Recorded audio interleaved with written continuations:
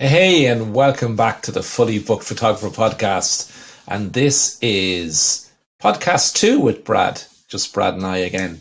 And Brad, in the last podcast, if for those who haven't heard it, go and listen to it. There's a lot of great lessons as to how you and your family and your dad and your granddad and your mum and Ruth and Holly, your makeup artist, how 45 years plus later you still in business and the lessons on that journey and what you need to know about business and the mindset you need to be a business that survives for that length, not just survives but thrives for that length of time. So Brad, but today I thought we would deep dive into sort of your time in the business, right? And talk about marketing, which is a big part of your expertise, other than your expertise in business too. But let's just talk about that because when we go back, bring me back in time to the time when you started working in the business, what you did then, and where the inquiries and leads and marketing, what you guys used to do. So uh, I believe it was 2013. So I think I've been in the business a decade. I've got 10 years worth of of experience in running a photographic business. Um, which if I told myself that at 19 years old when I started in the business, I'd have hated. Going to the studio was only going to be a temporary little step for me. I didn't want to be a photographer. I mean, I'm not a photographer. I suppose I always wanted to run a business. I never thought I'd run my parents' business with them. I never saw myself in that situation. I took I took like a Saturday job after I left college, just to tide me over until I did something else with my life. I didn't go to university because I was a bit lazy and didn't do my UCAS. So I was going to have a year off and work with my parents and then do my UCAS and then go apply to a university somewhere and study business or finance or history or archaeology. I had no idea really. Um, but now I kind of fell in love with working with my parents. What was the first thing I fell in love with is actually working with my parents and getting to know them as individuals. Because before that, I just known them as mum and dad. I got to know them as Stan and Shelley, and I got to know them as colleagues and business mentors. So it was fantastic. I read a stat yesterday. It's about kids today, so I don't know what it was like for me 10 years ago. But kids now have about 35 minutes FaceTime with their parents every day.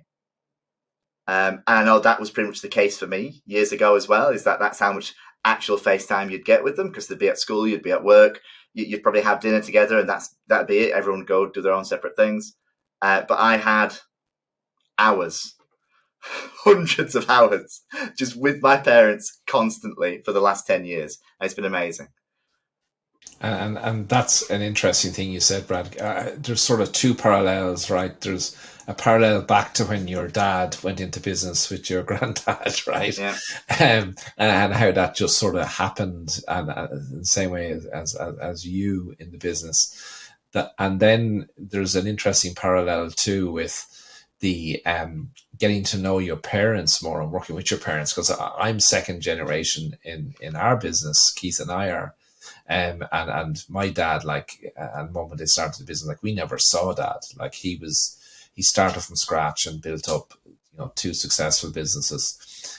So he was working all the time, but he also had a fascination for aviation, and he flew his own planes, and so if he wasn't working, he was flying airplanes. And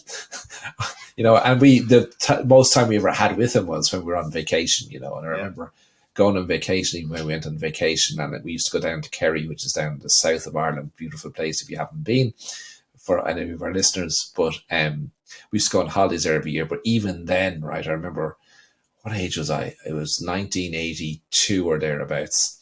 And he'd got the agency for a Canadian made wedding album. So while on holidays, he used to stop off in the towns and go into the local photographers, to show them the wedding albums.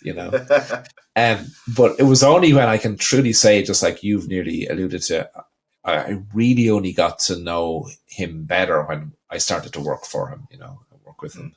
it's interesting, that often entrepreneurs, they're so busy all the time that often the family does suffer a little bit, Yeah. and we have to be conscious of that as entrepreneurs too, So It's hard making that balance because I even weekends my dad would be working because of photographing weddings. So then Sunday would be our limited family time. And it's why holidays to Florida were so important to us. It's why we love Disney so much and love the mouse. It's because for 2 weeks every year I got to spend time with my parents. I had real FaceTime with them. And then after that, I knew I'd get to see them every so often.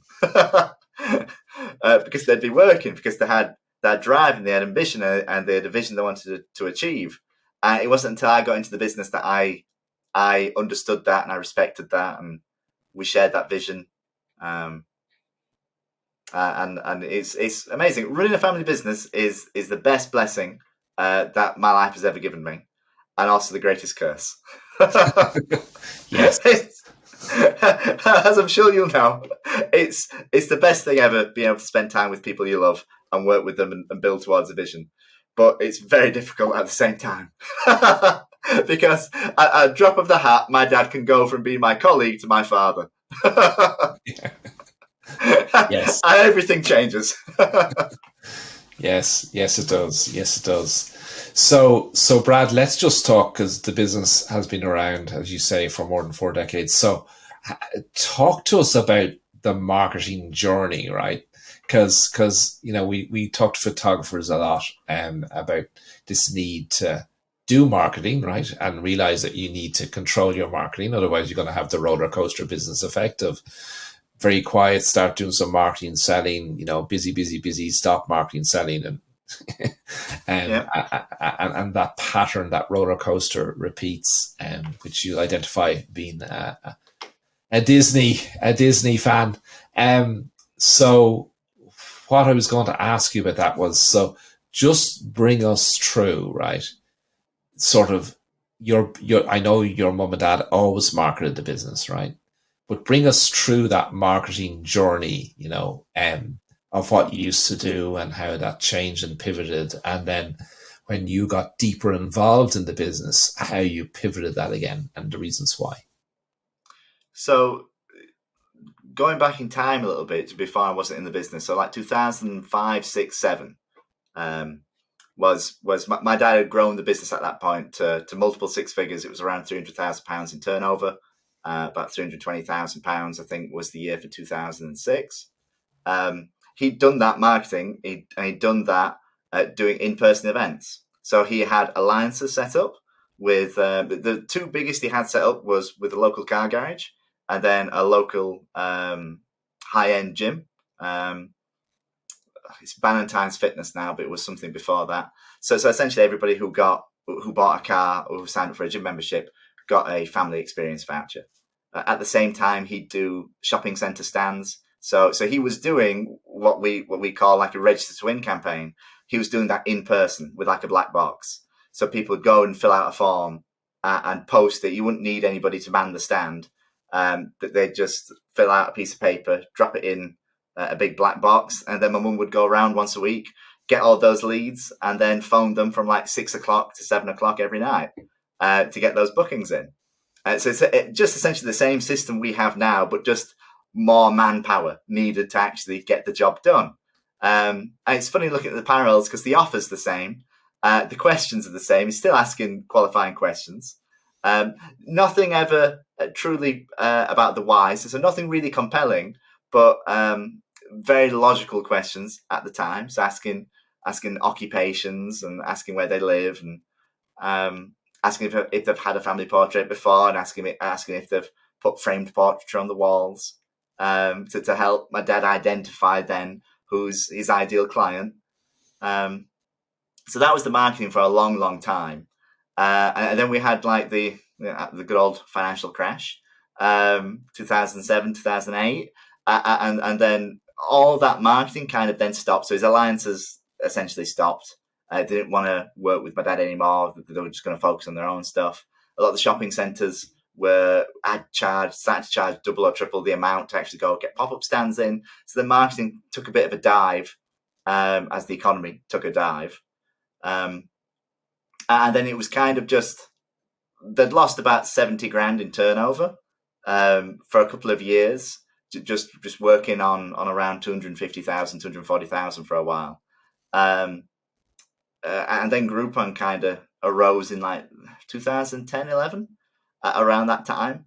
And Groupon in the early days was fantastic, but it's just like anything. You ride a wave of early adopters into just massive success. So my dad was one of the first photographic studios in the entirety of the UK to actually go on Groupon and be featured and run a deal, because he saw Groupon on TV. Just like he's done with everything throughout his life, he saw Groupon on TV. So then the next day he's phoning them and getting his ad live on Groupon. And then I think the first time we were on Groupon, we sold close to 1,000 vouchers. So that blew my dad's mind. And then all our work problems had just been solved, kind of, because then we had a volume issue, because then we started to book a load of clients in. So then in 2013, that's when I got into the business. So we were still kind of probably just at the peak of that early adoption phase, and before Groupon started to take a bit of a drop. So my job when I first got into the business was just answer the phone. I would answer the phone because back then people actually phoned. And I'd book leads in, because all the Groupon stuff, people are buying those vouchers. And then the only way they could get in contact with us is if they picked up the phone and called. So then the phone would ring and I'd make a booking, and then that was my job. We were booking 20, 30 sessions a week just from the phone ringing by itself. And then Groupon left its early adoption phase very, very quickly and kind of got into its, it started to go on a bit of a downtrend then, because people weren't using Groupon because it was like a fun and sexy thing and it was brand new and everyone was doing it. It was now being used by the people who wanted cheap experiences, because that's what they offered. It was now predominantly for the people who wanted discount experiences, which is why Groupon set up in the first place. So then our sales started to take a hit because of that. And then Groupon changed its methodology in allowing us to be featured. So then we weren't able to be featured again. So even 2015, we could go featured and sell 300 vouchers. Now we couldn't. We just had to sit on a back page on Groupon and exist off that. So that kind of set alarm bells ringing for us all. So that Groupon journey, I'm just trying to get sort of how long it lasted, right? Like, did it last? Did you get 4 good years out of it, or less, or 5 good years, or? Yeah, we got probably around 3 amazing years. And by amazing, like in terms of we spent nothing on marketing. All the leads came to us. It was free marketing. In those first years as well, Groupon would pay you a split fee on the commission they were charging photographers. So we'd get paid and get all our bookings. So we had about 3 years of it being amazing for us, and essentially being able to run a business without focus, or without any focus on marketing. Interesting. And was the change sudden, or was it overnight? Was it sudden, or was it gradual? Like, how much notice did you have of, oh my gosh, we need to rethink our marketing now and be much more proactive with it? It was sudden because the only marketing we do was every 3 months, every quarter. My dad would make one phone call to our Groupon rep, who would change every 6 months, because we'd be agreeing our new kind of feature spot where they'd push us out for a couple of days and we'd sell hundreds of vouchers. And they said, no, we're not featuring. We're actually not going to feature any photographers at all. You're just going to exist on like our back pages from now on. So that change was really sudden. And then obviously we had about 3 months to do something about it, or try and fix that problem, because we just sold a load of vouchers that we were still working through. So we had to think of something. And at the time, like about 6 months previous, I'd been playing around running Facebook ads. So I was a really early adopter of Facebook marketing, like really, really early. And at the time, I didn't even realize I was. I thought I was doing something that everybody was doing. I didn't realize how niche it was, or rather how I was front running the market by such a margin, and not just for photographic studios, but for Facebook ads in general.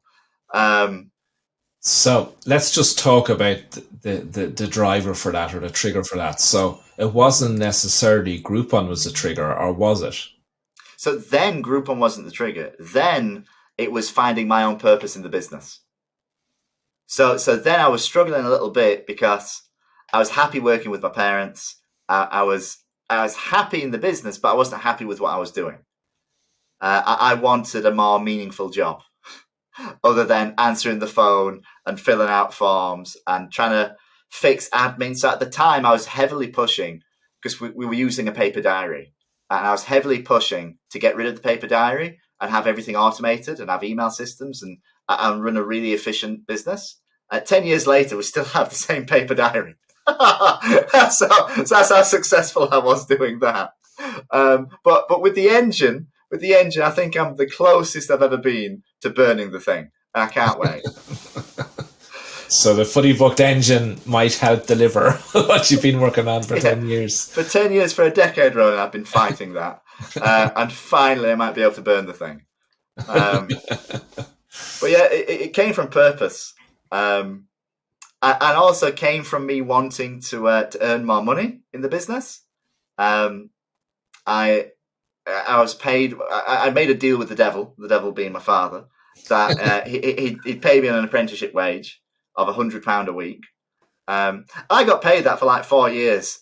I got paid my apprentice level wage for like 4 years.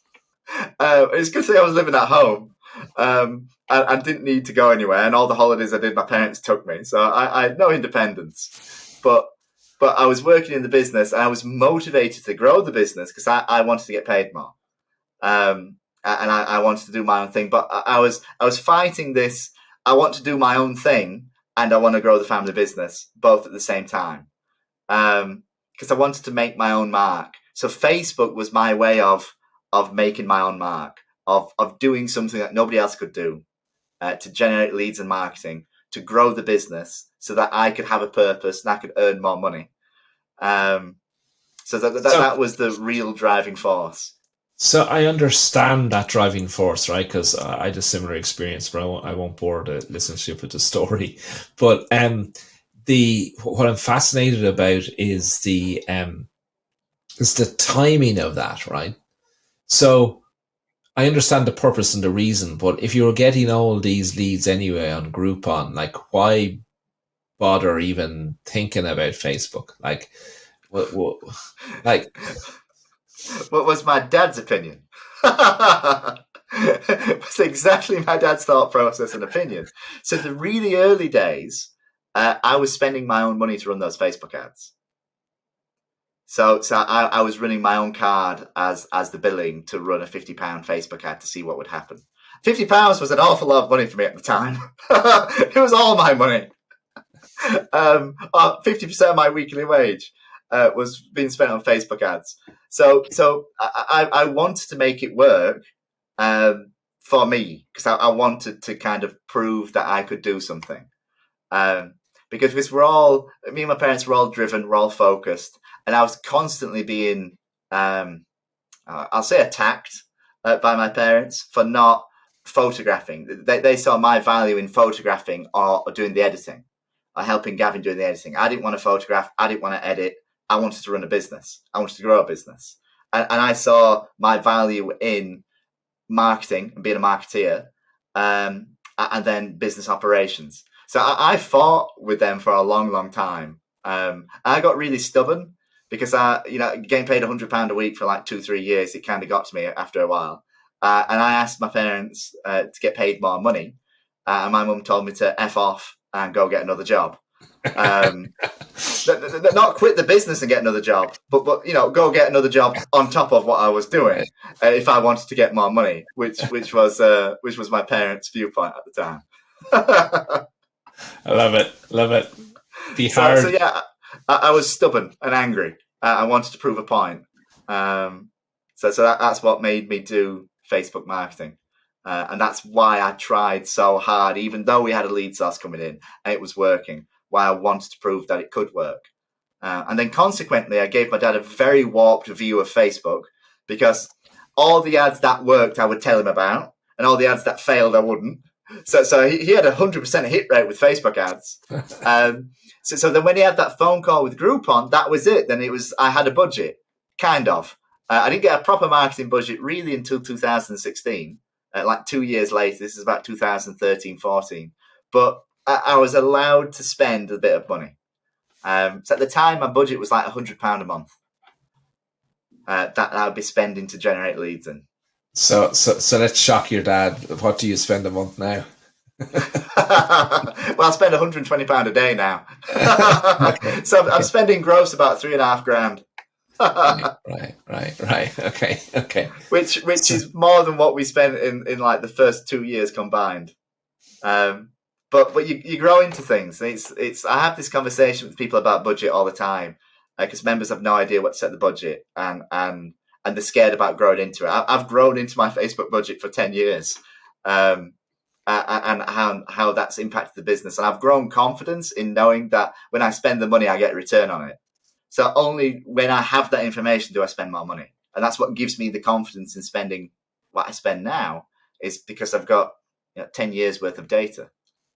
So you always need time when you're running Facebook ads. It's really hard to explain this because people want to hit the ground running straight away and build a budget and spend lots of money and get loads of work in. But you have to have data. You need at least a month's worth of running ads to gather data to see if it worked or not. And then you need another 2 to 3 months after that to kind of actually find your feet and figure out how you can make it consistent. And we see most of our members really getting good with it, right? And getting there. But there's always that initial fear of wasting money, right? They have this fear of am I burning money? But yet they might do something that's more traditional, like pay money to go to a garden fete or whatever, and stand there for 3 days without calculating up their cost per hour and figuring out the number of leads. Yeah. It's a fascinating, I don't know what it is, but it's a fascinating insight into how some people's calculations about marketing efforts, and here I'm spending 20 quid a day and I'm wasting money running 20 quid for 7 days, but I'll spend that in half a day at a fair and not generate the same amount of leads when I master the Facebook thing. It's an interesting thing. It is because my parents were the same and still are the same. I think it's because I've been doing Facebook for 10 years, but it's still new. Still the vast majority of people don't advertise on Facebook for the business. It's still a new thing. I know. I'd say most of photographers still don't advertise on Facebook, or the majority still don't. So in terms of our market penetration, it's still pretty low. And I think when people think marketing, they don't think Facebook. People think marketing, they think stands, because they've known that for decades. That they think putting man hours in and doing something themselves. They don't think, putting a credit card in and money disappearing and you don't know what's happened. Because you're physical, you can kind of, where your money is because you stood on a stand for 3 days, miserable. You can account for it. Whereas with Facebook, it's gone. And then you just left with the screen that's showing impressions. You had this many clicks. Okay. What does that mean? So people don't view it as an investment. They view it as a cost. But in reality, marketing is an investment. Facebook ads are an investment for your business. It's just shifting that mentality. And sometimes I think, Brad, people get confused between Facebook, because there is those dual functions of Facebook, right? There's the social media aspect of posting stuff on that I'm doing this or behind the scenes and all that. And that's completely different, right, than a proactive advertising marketing strategy for Facebook. And I think that's often misunderstood as well, that a lot of people's interaction with Facebook, as you said, is more around that social engagement piece, as distinct from using it as a proactive marketing system. Yeah. And so Facebook for me has always been marketing. I had a personal profile on Facebook, but never used it. But my entire use of Facebook has been around growing my business. It's why I use the platform. So it is hard for people who use it personally to then see it from, okay, this is where I post pictures of my family having fun and my kids, to, this is what's going to grow my business. For me, it's always, this is the platform that's going to grow my business.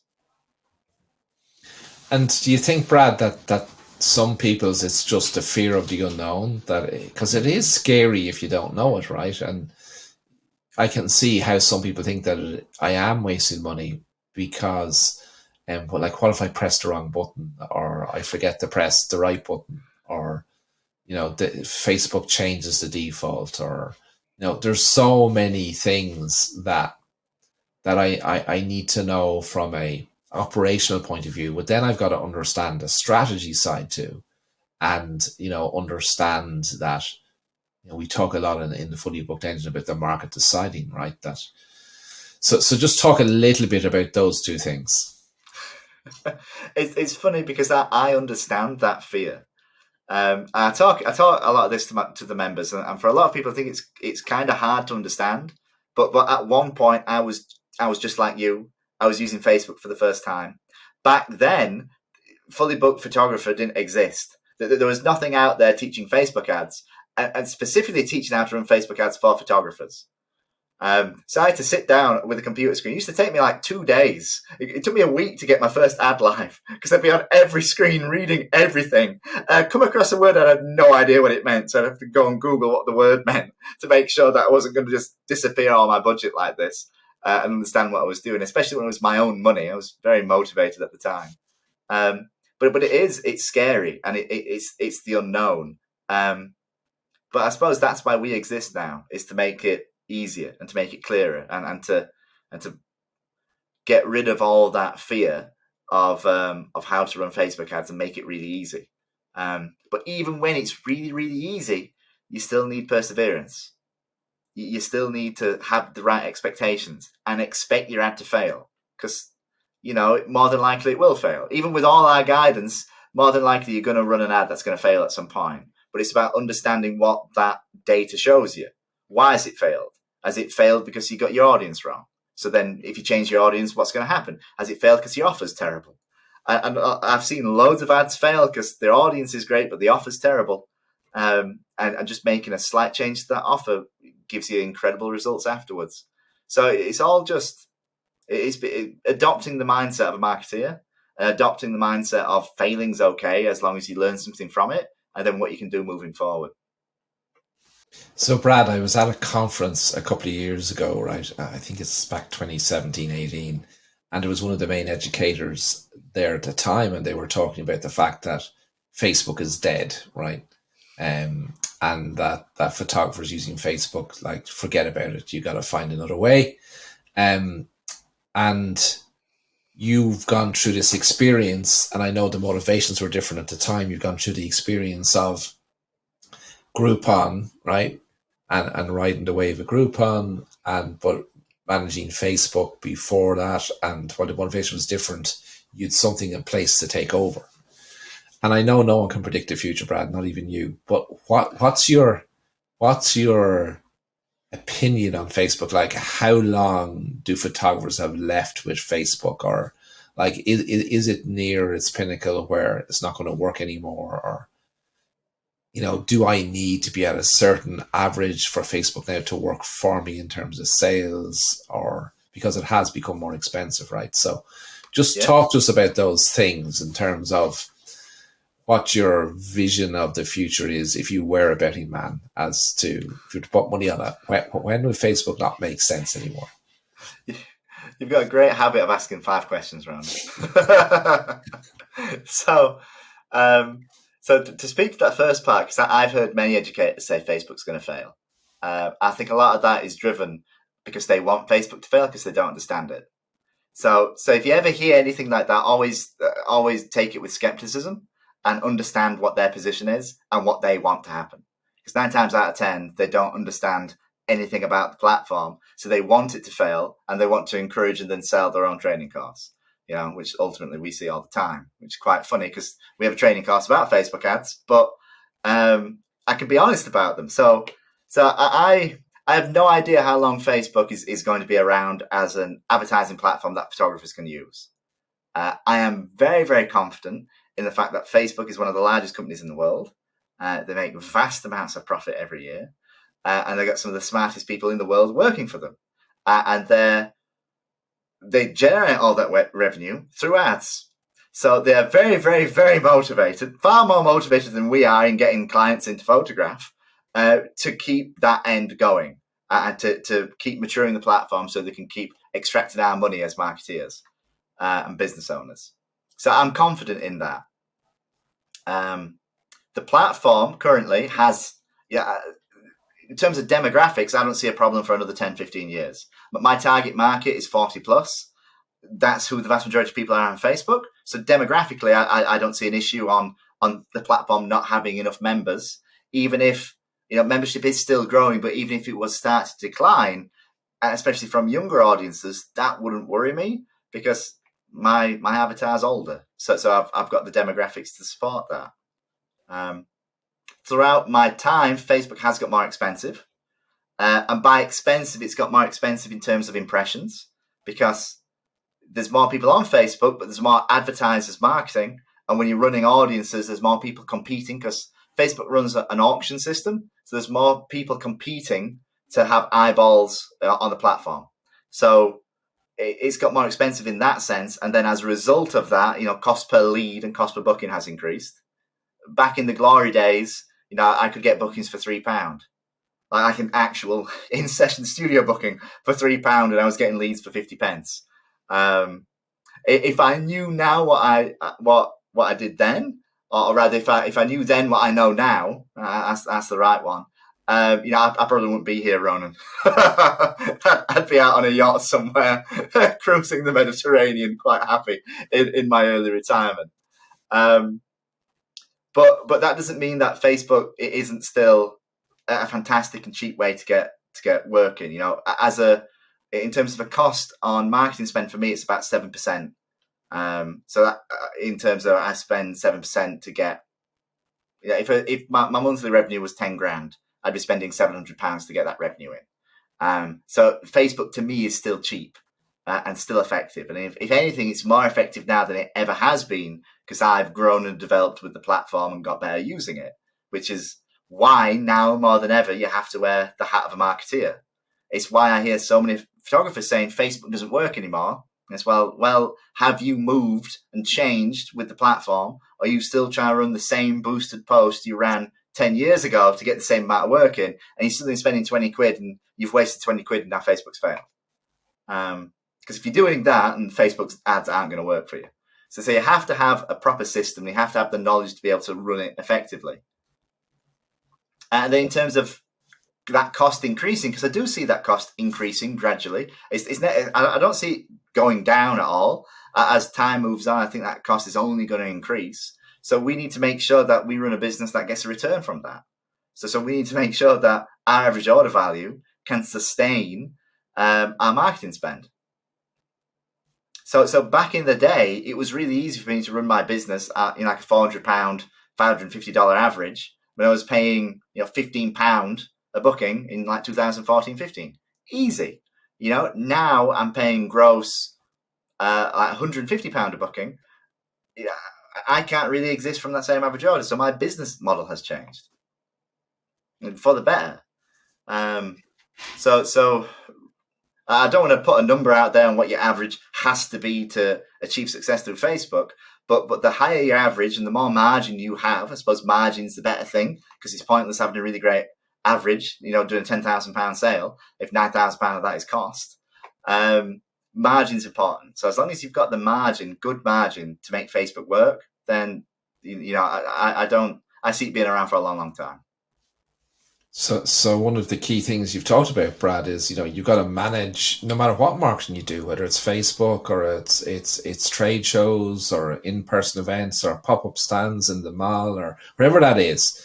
You need to measure this stuff and know what your return on investment is, while at the same time constantly working on your business to deliver more value to your clients. Because when you deliver more value, and you see that through delivering transformational experiences for women through Boudoir, that they will automatically, the more value you deliver for them through that transformational experience, the more they will invest with you, right?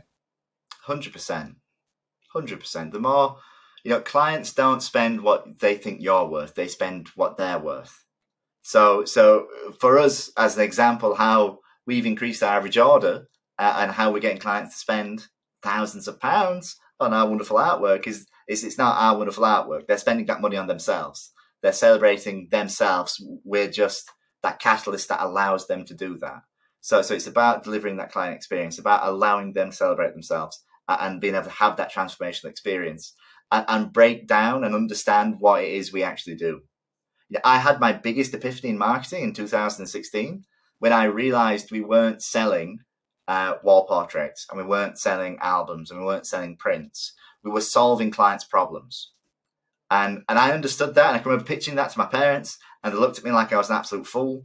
They didn't understand this problem idea, and they thought I was absolutely crazy. But I was like, no, I'm going to double down on this. I'm going to change our entire ad copy. It's not going to be about, having a wonderful discount. And the reason they should book this Boudoir experience is it's 50% off. The reason they should book the Boudoir experience is they're going to feel empowered when they leave, and they're going to be confident about it. We had such a tremendous change in terms of results, and how we marketed the business, and that came and grew over a couple of years to where we are now. But understanding that changed my life in terms of how I run Facebook ads, and then how I viewed my business, and then how I viewed the clients, because I stopped seeing clients coming in because they wanted portraits, because realistically, who wants a framed photo?